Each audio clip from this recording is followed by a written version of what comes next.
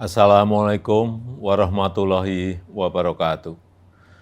Bapak, Ibu, dan saudara-saudara sekalian, sudah lama ruang udara kita yang berada di atas Kepulauan Riau dan Natuna dikelola oleh Singapura. Dan berkat kerja keras semua pihak, kita telah berhasil mengembalikan pengelolaan ruang udara di atas Kepulauan Riau dan Natuna kepada NKRI.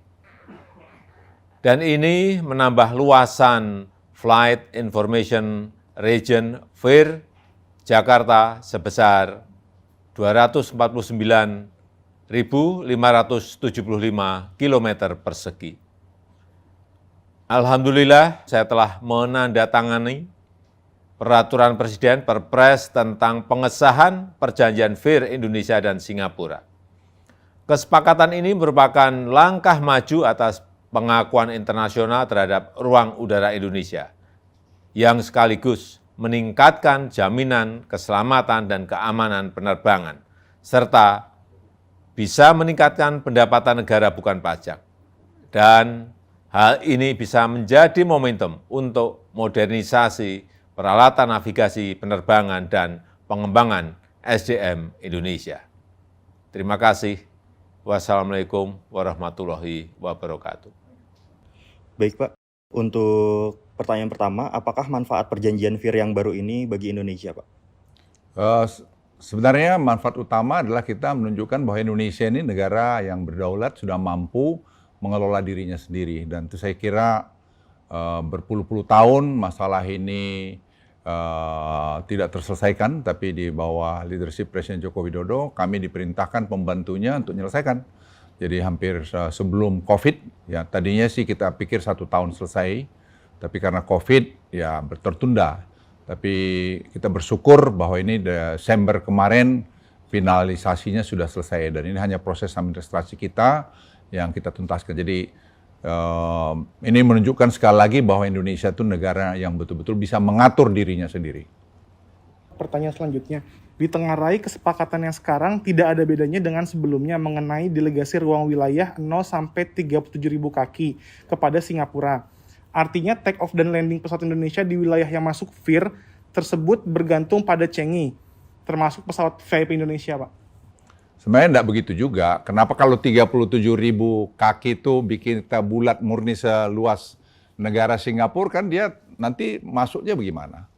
Kan dia harus mempunyai approach lainnya juga. Dan itu yang kita lakukan. Dan saya kira panu internasional. Sama juga dengan Malaysia kalau masuk Singapura. Karena kita kan bernegara. Itulah satu bentuk bernegara itu. Jadi mereka juga bisa masih menggunakan ruang kita untuk approach. Karena kalau Anda lihat, begitu mereka take off, masa take off-nya langsung tegak lurus? Kan enggak juga. Jadi mesti butuh waktu juga untuk mereka naik ke atas. Pertanyaan berikutnya Pak, selain tercapainya kesepakatan FIR ini, apakah ada kesepakatan lain Pak yang dicapai seperti investasi atau ekstradisi? Presiden memerintahkan kami ada 3 sebenarnya. 1, tadi mengenai FIR, yang tadi Bapak Presiden sudah sampaikan, sudah tanda tangan perpresnya. Yang kedua adalah ekstradisi, dan yang ketiga adalah DCA, Defense Cooperation Agreement. Ini pun sudah selesai, hanya tinggal ratifikasi di parlemen kita saja. Saya kira Presiden juga sudah memberikan surprise-nya ke sana, dan insya Allah tidak akan terlalu lama lagi akan selesai juga. Baik, lalu bagaimanakah mekanisme konsep Civil Military Cooperation Framework ini Pak yang akan dibentuk berdasarkan perjanjian FIR yang baru? Lalu bagaimanakah framework ini dapat menjamin kepentingan Indonesia terhadap pelanggaran wilayah udara Pak? Kita juga berjanji, ini juga menarik, bahwa ada staf kita yang ada di Changi Airport.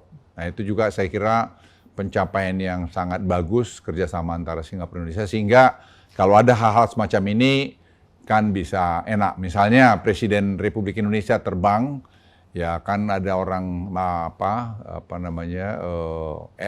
ATR tower traffic control kita di Changi, dan itu saya kira juga mereka sepakat bahwa ya itulah kerjasama itu. Jadi saya pikir ya, semua saling menguntungkan, dan yang saya paling senang dalam perjanjian itu adalah bahwa ada orang Indonesia di ATC-nya Singapura.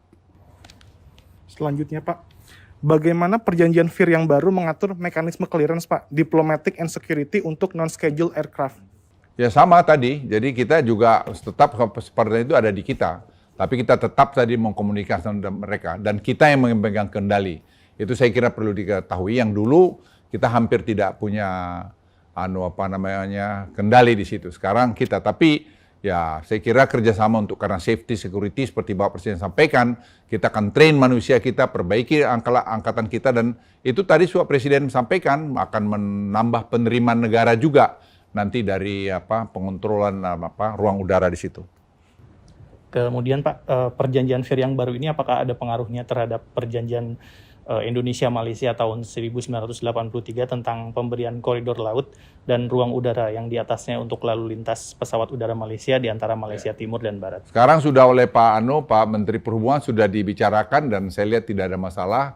Ya tadi nuansa ASEAN, ya nuansa Indonesia Malaysia, ya saya lihat tidak ada masalah. Jadi nanti mungkin Pak Menteri Perhubungan bisa nambahkan mengenai itu. Saya tambahkan, proses ini adalah proses yang panjang dan dengan leadership dari Pak Presiden Jokowi, Singapura dan Malaysia itu memberikan ruang pada kita untuk diskusi.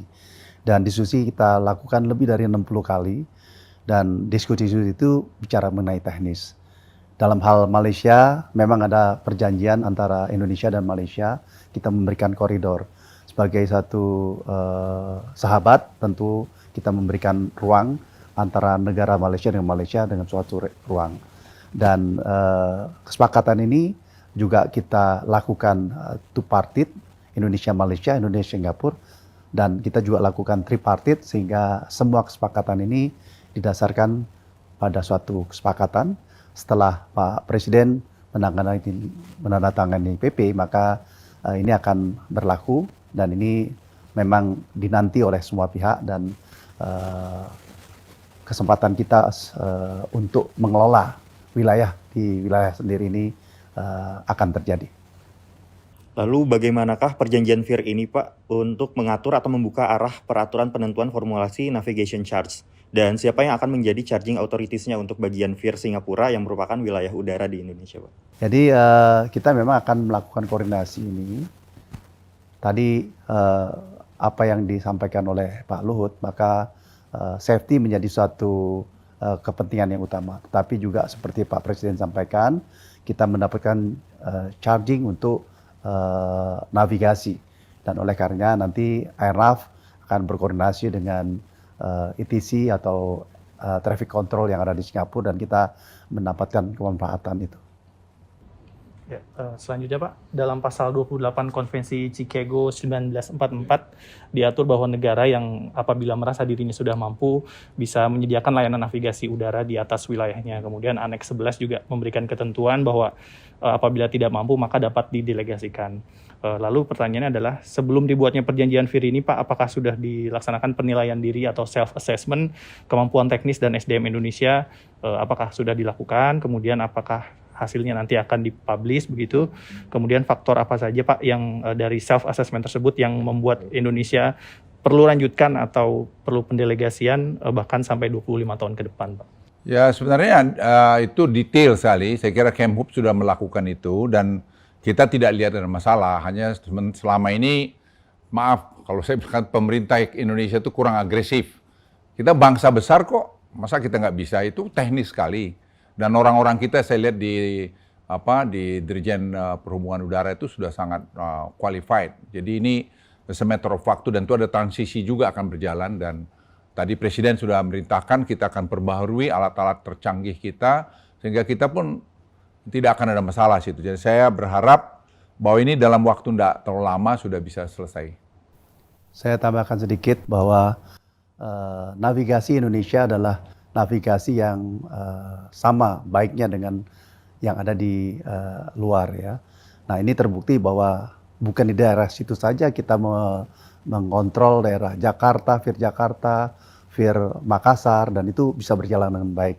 Jadi bahwa itu terjadi suatu pelimpahan dengan serta-merta kita bisa melaksanakan itu dan kita sudah mampu dan IQ juga memberikan suatu apresiasi pada kita satu negara besar yang mengelola jumlah pesawat yang besar dan mampu dengan baik. Apakah dengan pertentangan komitmen perjanjian VIR tersebut dengan pasal 458 Undang-Undang Penerbangan akan direvisi, Pak? Ya, saya pikir nanti kita lihat Pak Menteri Perhubungan mungkin lihat lagi apa mungkin yang perlu kita sesuaikan di sana. Tapi yang jelas sejak ini ada di kita, kita sekarang sudah memainkan peran kita sebagai negara yang berdaulat untuk mengelola daerah kita sendiri. Tapi tidak boleh lupa bahwa kita ini bertetangga. Jadi harus juga membangun kerjasama itu. Satu. Yang kedua, memang betul perjanjian kita bikin 25 tahun. Mereka tadinya ada permintaan lebih lama, tapi saya pikir 25 tahun nanti kita evaluasi tiap 5 tahun kalau ada yang perlu di sana-sini. Perbaikan-perbaikan penyesuaian untuk kepentingan kedua belah pihak. Terakhir Pak, mungkin untuk menjelaskan kepada publik, kenapa aturan ini hanya berbentuk perpres Pak? Apakah cukup kuat gitu, kemudian apakah kedepannya akan bahkan bisa dijadikan undang-undang?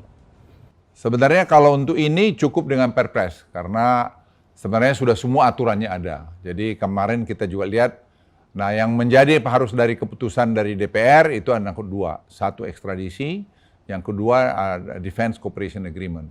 Dan ini pun saya kira sudah sampai di parlemen dan kita juga sudah berbicara dengan DPR mengenai ini, insya Allah saya kira juga tidak ada masalah. Jadi ini saya pikir kalau boleh saya laporkan, ini adalah keberhasilan pemerintah ini untuk menunjukkan lagi bahwa kita bisa bekerja dengan dunia internasional. Jadi tidak kaku, tapi kita juga tetap tidak ingin kedaulatan negara kita itu juga sepertinya tidak jelas. Seperti misalnya DCA, ekstradisi saya pikir sangat penting dan Presiden menekankan pada kami untuk ini betul-betul dilakukan. Karena kita tidak mau orang yang lakukan kejahatan atau korupsi di tempat kita berlindung di tempat lain. Dan itu saya kira satu keputusan yang sangat-sangat strategis. Ya, jadi kesepakatan ini sudah sangat jelas sekali. Ini merupakan langkah yang maju atas pengakuan internasional terhadap ruang udara Indonesia. Ini jelas sekali udah. Yang nanti kembali sekaligus meningkatkan jaminan keselamatan dan keamanan penerbangan kita.